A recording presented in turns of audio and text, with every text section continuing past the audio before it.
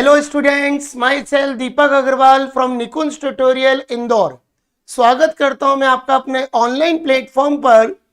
जैसा कि आपको मालूम है कि मैंने 3 subject operation research, operation management और फाइनेंशियल मैनेजमेंट 3 सब्जेक्ट मैंने कंप्लीट कर दिए हैं।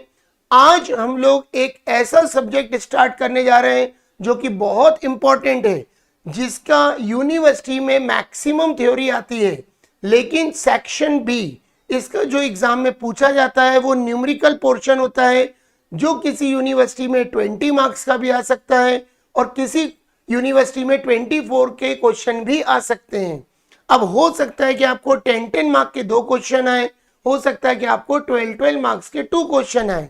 तो आज हम लोग स्टार्ट करेंगे वेरी इंपॉर्टेंट और न्यू सब्जेक्ट जिसका नाम है बिजनेस रिसर्च मेथड्स, जो कि बहुत ही इंपॉर्टेंट है। इसके अंदर आपको कुछ टॉपिक्स पढ़ने जिनके क्वेश्चंस एग्जाम में आ सकते हैं।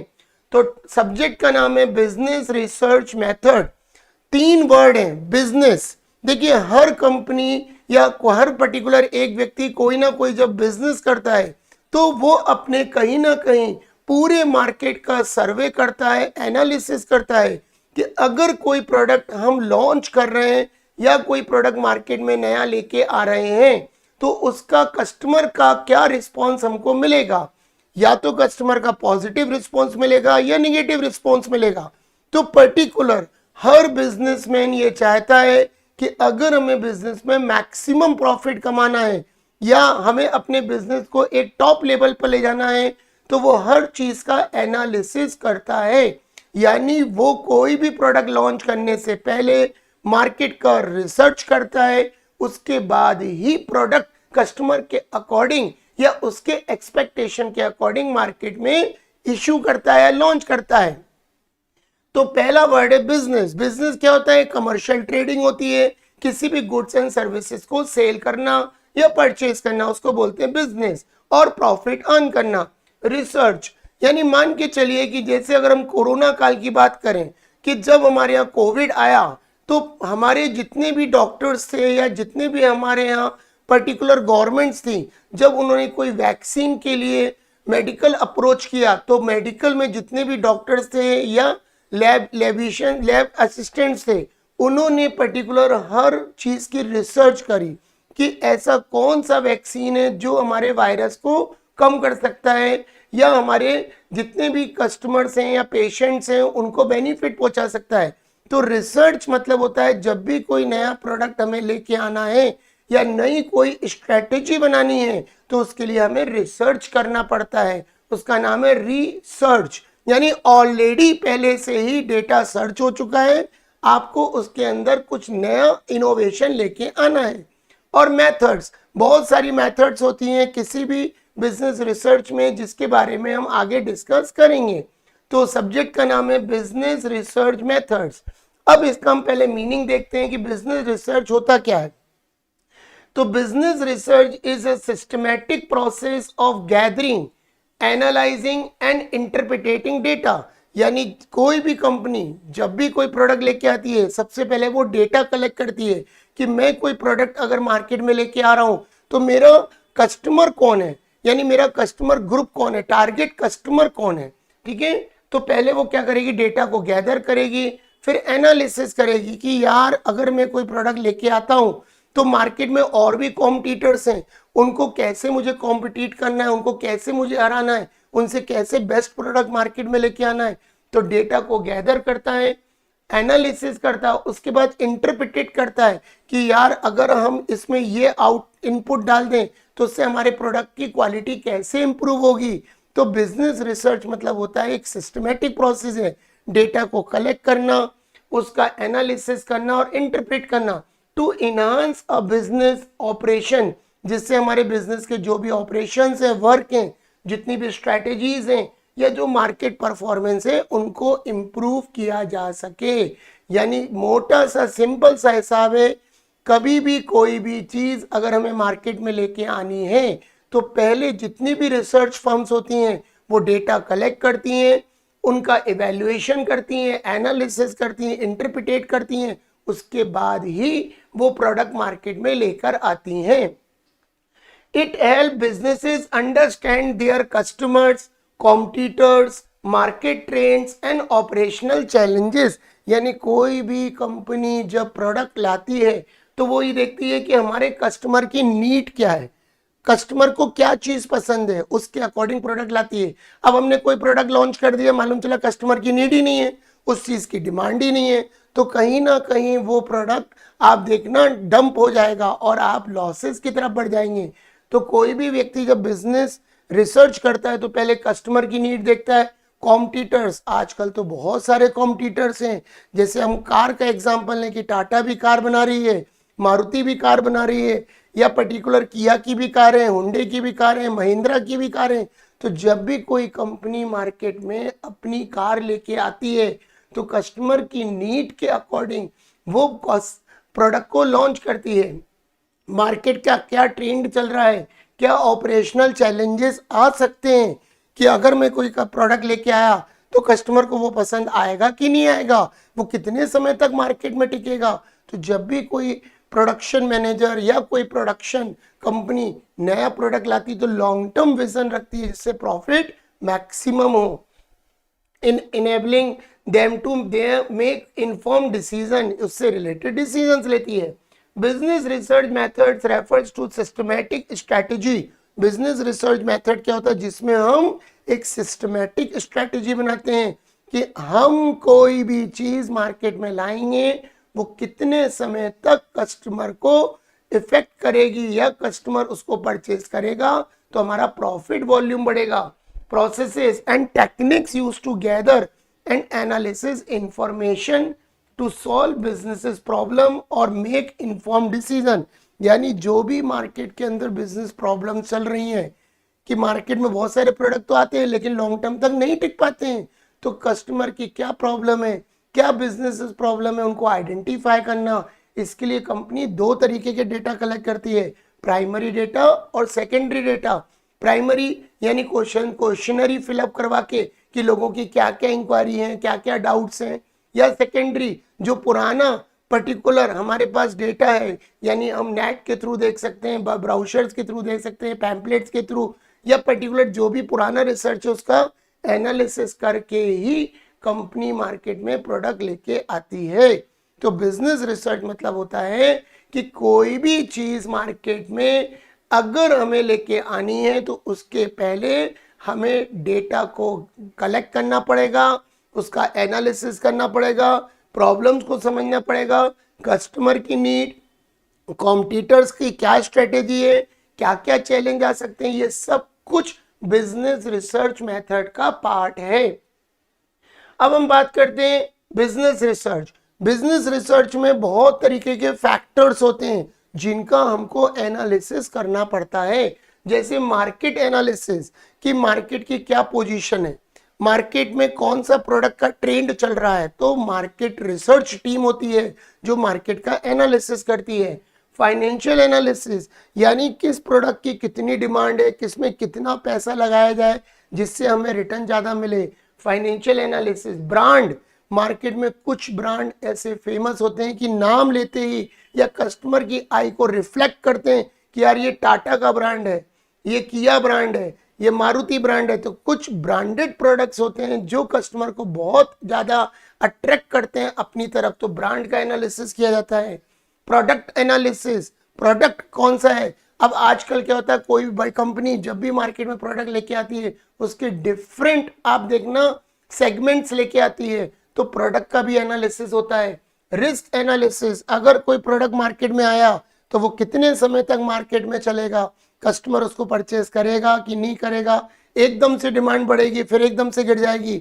जैसे आप लोग भी देखते होंगे कि आपके आसपास के सिनेरियो में कुछ शॉप्स हैं जो ओपन होती हैं, स्टार्टिंग में तो बहुत अच्छी चलती हैं लेकिन फिर वो धीरे धीरे उनके कॉम्पिटिटर्स प्रोडक्ट सस्ता देने लगते हैं तो मार्केट में वो ब्रांड धीरे धीरे बैठ जाता है या उसकी रिस्क फैक्टर बढ़ जाता है, तो रिस्क का एनालिसिस करते हैं। कॉम्पिटिटर्स का एनालिसिस होता है, डिमांड का एनालिसिस होता है, डिस्ट्रीब्यूशन कि कैसे हमें प्रोडक्ट को कस्टमर तक पहुंचाना है। तो ये हमारा बिजनेस रिसर्च का ये 8 फैक्टर हैं जिनका एनालिसिस किया जाता है। अब हम बात करते हैं डेटा एनालिसिस। पूरे बिजनेस रिसर्च मेथड में केवल एक टॉपिक है जिसके ऊपर प्रैक्टिकल्स एग्जाम में आते हैं, उसका नाम है डेटा एनालिसिस। आजकल तो क्या होता है, SPSS नाम का एक सॉफ्टवेयर है जिसके अंदर डेटा पुट किया जाता है, प्राइमरी डेटा पुट करते हैं, सेकेंडरी की हेल्प लेते हैं जिससे हम अपने रिजल्ट को फाइंड आउट कर सकते हैं। लेकिन अब हमें कैसे सीखना है कि डेटा एनालिसिस क्या होता है, तो क्या लिखा है, data analysis is the process of examining, cleaning and transforming data to extract meaningful insights, draw conclusions and support decision making. यानी डेटा एनालिसिस के थ्रू एक ऐसी प्रोसेस है जिसमें हम सारे प्राइमरी और सेकेंडरी डेटा का एग्जामिनिंग करते हैं, फिर उसमें से हम सही चीज़ों को निकालते हैं, गलत चीज़ों को अलग करते जाते हैं। क्लीनिंग करना और ट्रांसफॉर्मिंग डेटा यानी पर्टिकुलर जो हमें चाहिए उन चीज़ों में से फाइंड आउट करके उसको करेक्ट वे में लेकर हम अपने प्रोडक्ट में बहुत सारे पॉजिटिव इनपुट्स डालते हैं। तो डेटा एनालिसिस क्या है कि पर्टिकुलर डेटा को कलेक्ट करना, एग्जामिन करना, क्लीनिंग करना और फिर एक ऐसे एक्सट्रैक्ट्स डेटा में ट्रांसफॉर्म करना जिससे हमें रिजल्ट बेटर मिल सके। तो डेटा एनालिसिस की ये 6 प्रोसेस हैं। पहला लिखा है बिजनेस प्रॉब्लम डेफिनेशन। पहले हमें ये देखना है कि हमारी बिजनेस की क्या प्रॉब्लम्स हैं, बिजनेस प्रॉब्लम डेफिनेशन। सेकंड हमारा लिखा है inventory and data collection, data को कलेक्ट करना, चाहे वो प्राइमरी से कलेक्ट करें चाहे वो सेकेंडरी से करें। फिर डेटा क्लीनिंग, जो डेटा गलत है, जो डेटा हमारे काम का नहीं है, हमारे लिए यूजफुल नहीं है, उसको क्लीन करना। फिर डेटा का एनालिसिस करना, result communication and eventual readjustment, यानी कहने का मतलब है जिसके थ्रू हम अपने बिजनेस को टॉप पर ले जा सकते हैं, प्रॉफिट मैक्सिमम कमा सकते हैं, उसके रिजल्ट का कम्युनिकेशन, यानी क्या हमें रिजल्ट मिलेगा वो हमें नोट करना पड़ता है। देन चूज राइट मॉडल, फिर हमें बेस्ट मॉडल को सिलेक्ट करना है। तो ये हमारी डेटा एनालिसिस की प्रोसेस है। अब आपको कौन कौन से टॉपिक्स इसके अंदर पढ़ने हैं जो यूनिवर्सिटीज के एग्जाम में आएंगे, तो इसमें 4 टॉपिक्स हैं न्यूमेरिकल पोर्शन या न्यूमेरिकल टॉपिक्स। पहला है एफ टेस्ट, जिसके क्वेश्चन आने के एग्जाम में बहुत चांसेस है, जिसको हम लोग एनालिसिस ऑफ वेराइंस या अनोवा टेस्ट भी बोलते हैं। सेकंड है chi square test, chi square test पढ़ेंगे। तीसरा है टी टेस्ट और Z test. T test small scale sample के लिए लगता है जहां पे नंबर 30 से कम होते हैं, और large scale test Z test होता है जहां पे सैंपल साइज हमेशा 30 से ज्यादा रहते हैं। तो ये 4 टॉपिक्स आपको बिजनेस रिसर्च मेथड्स में पढ़ने हैं। पहला analysis of variance F test, chi square test, T test और जेड टेस्ट। तो आज हम लोग बात करेंगे पहले क्वेश्चन की। हम लोग पहला टॉपिक स्टार्ट करने जा रहे हैं जिसका नाम है काई स्क्वायर टेस्ट, जिसको हम ऐसे इंडिकेट करते हैं, एक्स के ऊपर स्क्वायर लगा रहता है, काई स्क्वायर टेस्ट। ठीक है,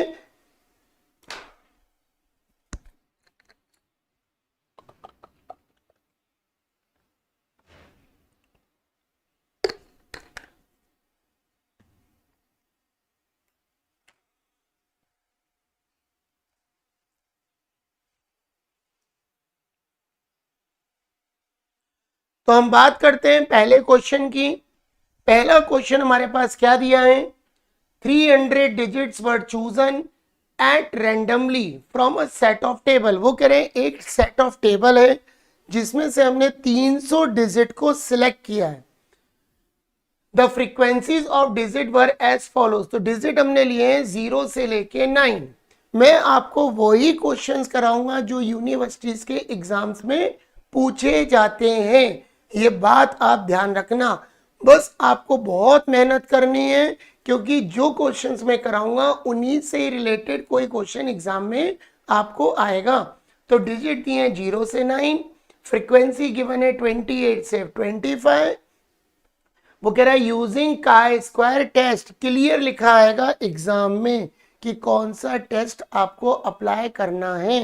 using chi square test assess the hypothesis that the digit were distributed equal number in the table, है ना। और ये हमें वैल्यू दी है काय स्क्वायर की v इक्वल टू 9, v को बोला जाता है डिग्री ऑफ फ्रीडम, और 0.05 यानी 5% लेवल ऑफ सिग्निफिकेंस पे चेक करते हैं, जिसकी वैल्यू दी है 16.92।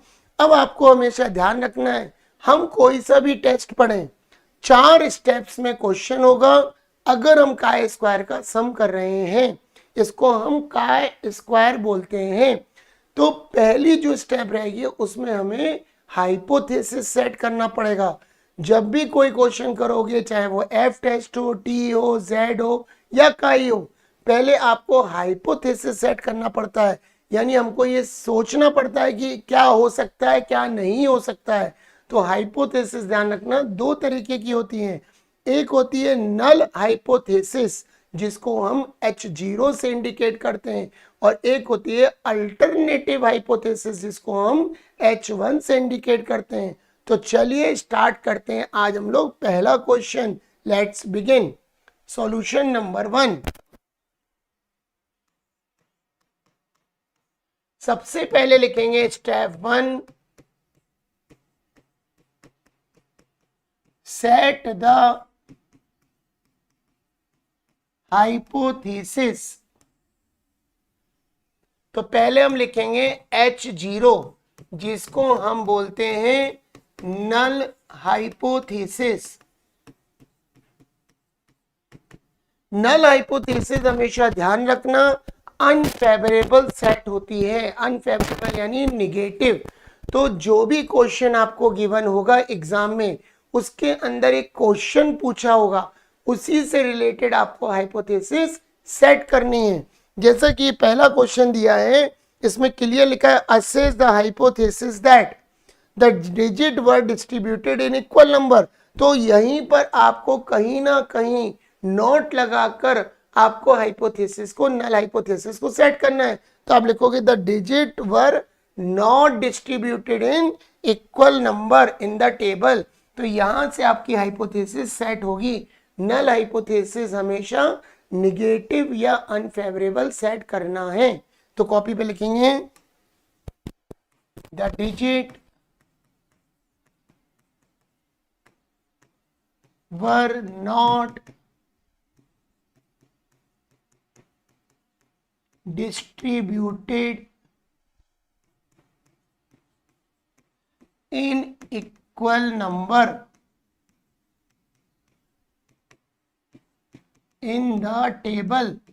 यानी जो भी डिजिट हमने लिखे हैं उसको इक्वल नंबर में सेट नहीं किया गया है। The digit were not distributed in equal number in the table, यानी जो भी टेबल में ये नंबर दिए गए हैं ये इक्वल नहीं है, ये बात ध्यान रखना। तो मैंने लिखा the digits were not distributed in equal number, were not distributed in equal number. अब हम लिखेंगे दूसरी हाइपोथेसिस H1, जिसको बोलते हैं अल्टरनेटिव हाइपोथेसिस। तो इसमें हम लिखते हैं वाइस वर्सा। वाइस वर्सा मतलब होता है जो हमने नल हाइपोथेसिस सेट करी है, इसका जस्ट अपोजिट होता है, जस्ट अपोजिट। ये बात ध्यान रखना। तो यहां पर हमारे पास जो H0 है, जिसको बोलते हैं null hypothesis, the digit were not distributed in equal number in the table, और H1 जिसको हम अल्टरनेटिव हाइपोथेसिस बोलते हैं, ये लिखेंगे वाइस वर्सा। तुम चाहो तो एग्जाम में पूरा लिख सकते हो, नॉट हटा देना। तुम क्या लिखोगे, the digit were distributed in equal number in the table. अगर वाइस वर्सा लिखोगे तो भी चलेगा। मैं एक बार लिख देता हूं, द डिजिट्स वर डिस्ट्रीब्यूटेड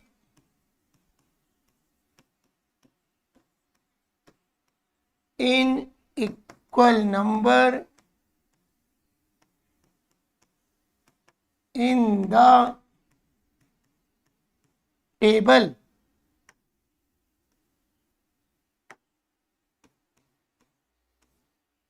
तो ये हमने दो हाइपोथेसिस सेट कर दी, एक नल हाइपोथेसिस और एक अल्टरनेटिव हाइपोथेसिस।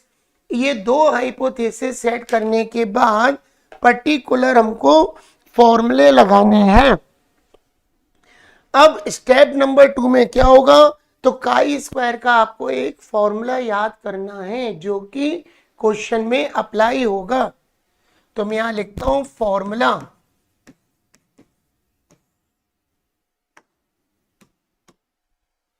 तो chi square equal to sigma O minus E का होल स्क्वायर अपॉन ई, ये काई स्क्वायर का फॉर्मूला होता है जो कि क्वेश्चन में अप्लाई होगा। तो काई स्क्वायर का जो फॉर्मूला लगेगा, सिग्मा ओ माइनस ई का whole square upon E, where O means observe frequency और ई का मतलब होता है एक्सपेक्टेड फ्रीक्वेंसी। तो ये चीज हमें ध्यान रखनी है कि अगर हम लोग काई स्क्वायर का टेस्ट अप्लाई कर रहे हैं तो हमें ये फॉर्मूला याद रखना है, सिग्मा ओ माइनस ई का होल स्क्वायर अपॉन ई। ओ माने होता है ऑब्जर्व फ्रीक्वेंसी और ई मतलब होता है एक्सपेक्टेड फ्रीक्वेंसी। तो पहले याद रखो, कोई भी क्वेश्चन अगर हम काई स्क्वायर का करते हैं, पहले हमें हाइपोथेसिस सेट करनी है। H0 हमेशा अनफेवरेबल या निगेटिव सेट होगी। जो भी क्वेश्चन दिया है उसी में से ही हाइपोथेसिस को निकाला जाएगा।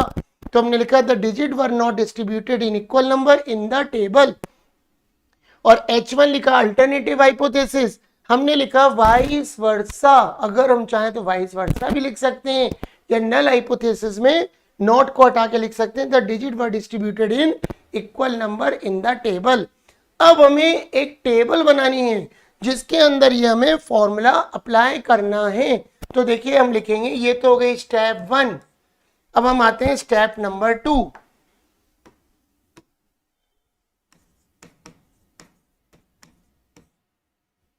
तो पहले कॉलम में लिखेंगे हम लोग, हमारे पास क्वेश्चन में गिवन है डिजिट्स, तो यहां पे लिखेंगे ओ ई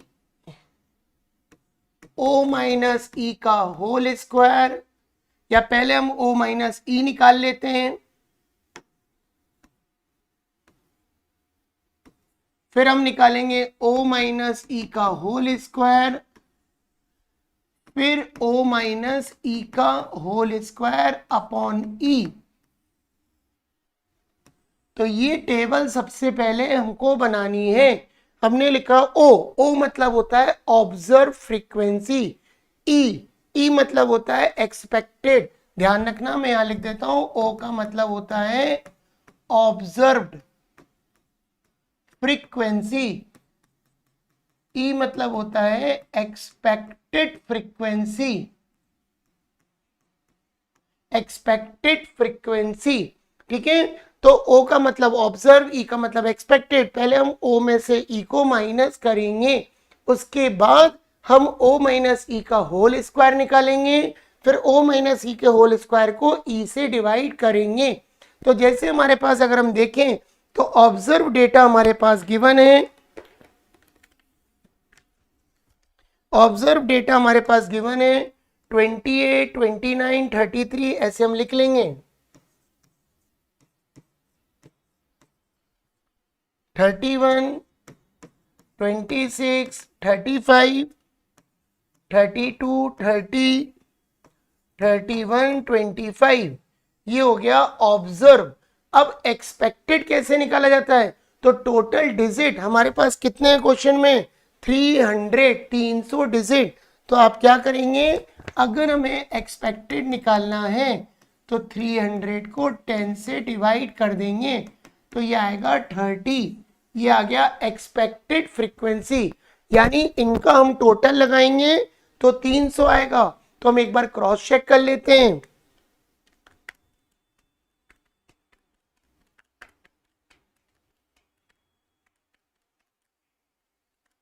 तो ये आएगा 300। 300 को हमने 10 से डिवाइड किया तो 30। तो एक्सपेक्टेड फ्रीक्वेंसी सभी में 30 आएगी।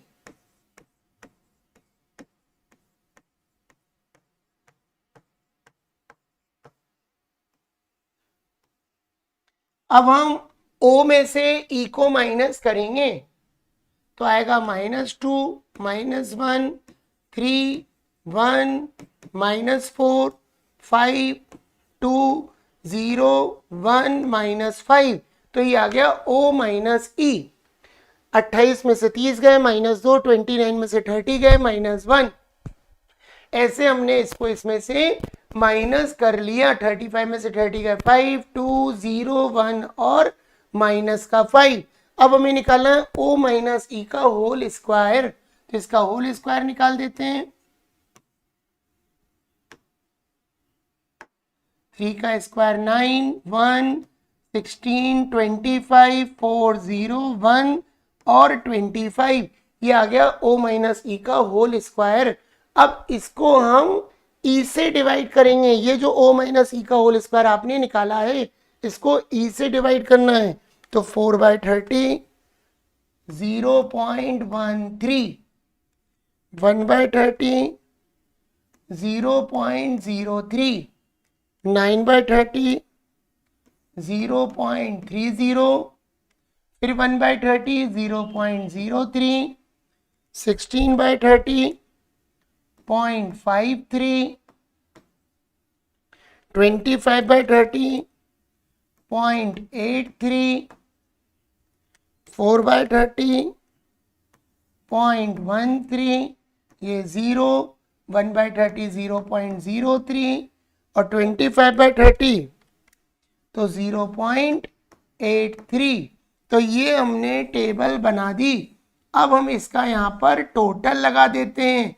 तो जो भी टोटल आएगा, यानी सबसे पहले ऑब्जर्व आपने क्वेश्चन में से लिखा, एक्सपेक्टेड कैसे निकाला, टोटल डिजिट थे 300, 10 से डिवाइड किया 30 आया, फिर आपने यहाँ 30 लिख दिया। O में से E को माइनस किया, फिर O माइनस ई का स्क्वायर निकाला, फिर इसको E से डिवाइड किया तो ये वैल्यू आई। अब इनका हम टोटल लगा देते हैं।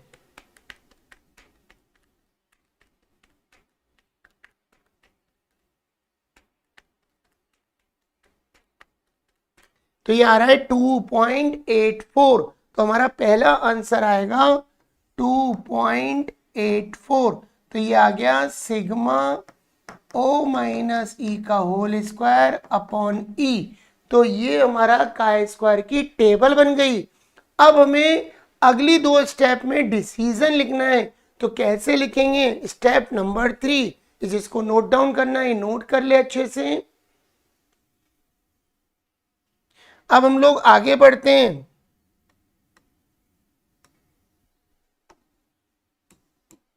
स्टेप नंबर 3 लिखेंगे लेबल ऑफ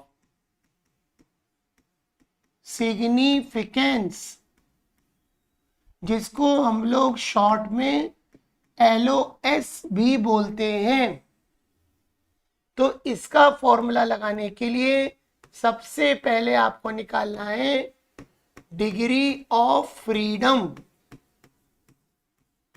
तो डिग्री ऑफ फ्रीडम को शॉर्ट में DOF भी बोलते हैं और शॉर्ट में V भी बोलते हैं। तो डिग्री ऑफ फ्रीडम तुम्हें हर क्वेश्चन में निकालनी पड़ेगी। डिग्री ऑफ फ्रीडम,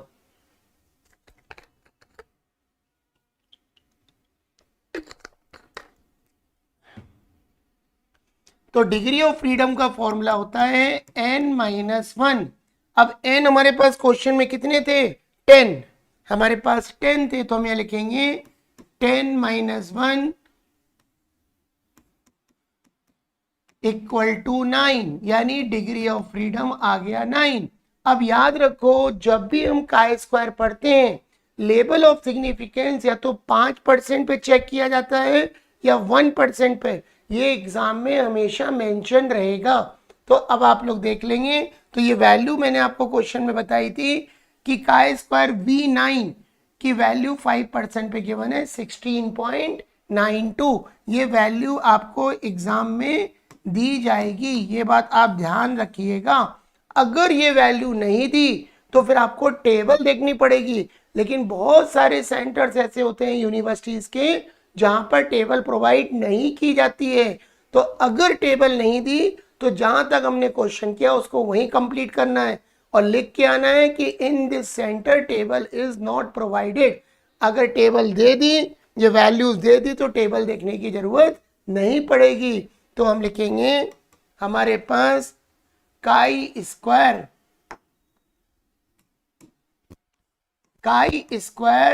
5% की वैल्यू दी है, v इक्वल टू 9 की वैल्यू 16.92, ये हमारी टेबल वैल्यू है। और आपने कैलकुलेट वैल्यू क्या निकाली थी? कैलकुलेट वैल्यू आपकी आई थी 2.84, क्या लिखेंगे 2.84। तो याद रखना, अब एक नियम सीखना है आपको। चौथी स्टेप में डिसीजन कैसे लिखना है।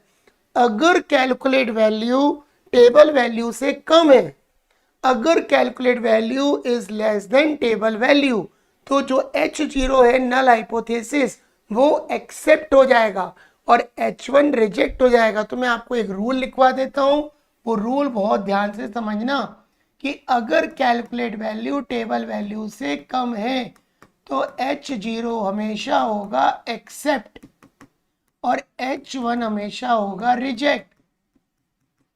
लेकिन अगर कैलकुलेट वैल्यू टेबल वैल्यू से ज्यादा है तो H0 हमेशा रिजेक्ट हो जाएगा और H1 हमेशा एक्सेप्ट हो जाएगा। ये यूनिवर्सल रूल है जो आपको याद रखना है कि अगर कैलकुलेट वैल्यू टेबल वैल्यू से कम है तो H0 यानी नल हाइपोथेसिस एक्सेप्ट होगी और H1 अल्टरनेटिव रिजेक्ट हो जाएगी। लेकिन अगर कैलकुलेट वैल्यू टेबल वैल्यू से ज्यादा है तो H0 को रिजेक्ट करना है और H1 एक्सेप्ट होगा। ये रूल आपको याद रखना है, बहुत इंपॉर्टेंट है। तो आप देखो यहाँ कैलकुलेट वैल्यू टेबल वैल्यू से कम है तो हम लिखेंगे step number 4 decision. Here calculate value is less than table value, so H0 यानी null hypothesis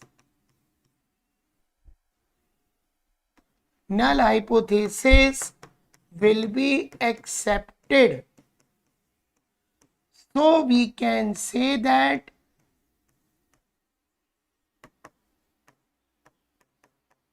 ये जो हाइपोथेसिस तुमने सेट करी थी, अब ये जो नल हाइपोथेसिस सेट करी थी इसको एज इट इज उतार देना। So we can say that the digit वर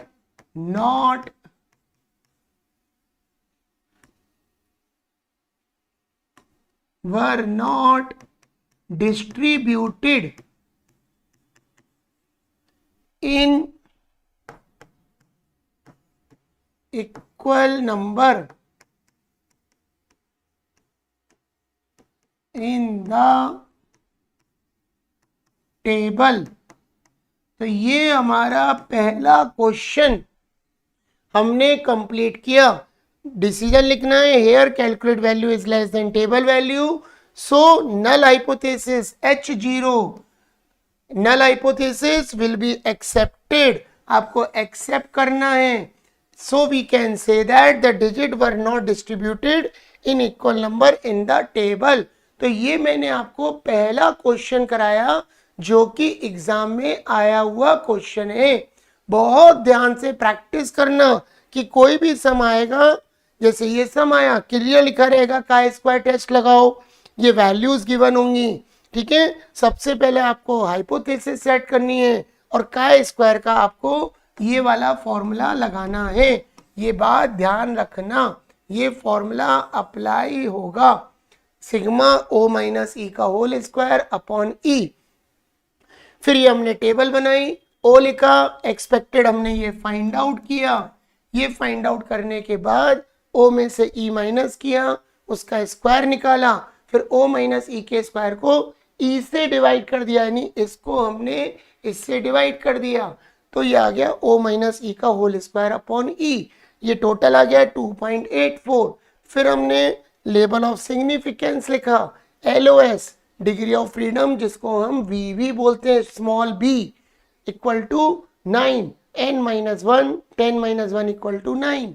फिर ये वैल्यू हमको क्वेश्चन में गिवन थी, कैलकुलेट वैल्यू हमने निकाल ली। और ये रूल याद रखना, अगर कैलकुलेट वैल्यू टेबल वैल्यू से कम है तो H0 एक्सेप्ट होगा, H1 रिजेक्ट। लेकिन अगर कैलकुलेट वैल्यू टेबल वैल्यू से ज्यादा है तो H0 रिजेक्ट होगा और H1 एक्सेप्ट। तो ये मैंने आज आपको पहला इंट्रोडक्शन क्लास ली, जिसमें मैंने आपको बताया कि बिजनेस रिसर्च मेथड क्या होता है, उसके मीनिंग्स बताए, पर्टिकुलर ये बताया कि डेटा एनालिसिस हमको इस टॉपिक को पढ़ना है, क्योंकि ज़्यादातर यूनिवर्सिटीज़ के अंदर ये 4 टॉपिक में से ही कोई एक टॉपिक एग्जाम में आएगा, या तो F test, chi square test, या T टेस्ट, या Z टेस्ट। और ये मैंने पहला क्वेश्चन आपको करवाया। कोई भी डाउट हो, भंवर कुआं सेंटर पर आकर आप डेमो क्लासेस मॉर्निंग और इवनिंग में ले सकते हैं। लेकिन जो फिजिकल फॉर्म में नहीं आ सकता, वो पर्टिकुलर ऐप डाउनलोड करके ये पूरा टॉपिक, पूरा सिलेबस जो कि मैंने वहां पर डाउनलोड कर दिया है, मिनिमम प्राइस पे परचेस करके आप घर बैठ के भी तैयारी कर सकते हो। सारी सुविधाएं आपको, फैसिलिटी अवेलेबल है।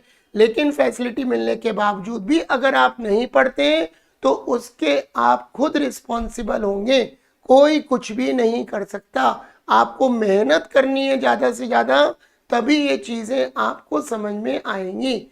तो कल हम लोग स्टार्ट करेंगे क्लास नंबर 2, जिसके अंदर मैं आपको काई स्क्वायर के 3 डिफरेंट सम्स कराऊंगा, जो कि एग्जाम में कहीं ना कहीं आए हुए हैं। किसी को भी डाउट हो जरूर कांटेक्ट करें 9039514790 पे। Okay, thank you very much, good day all of you.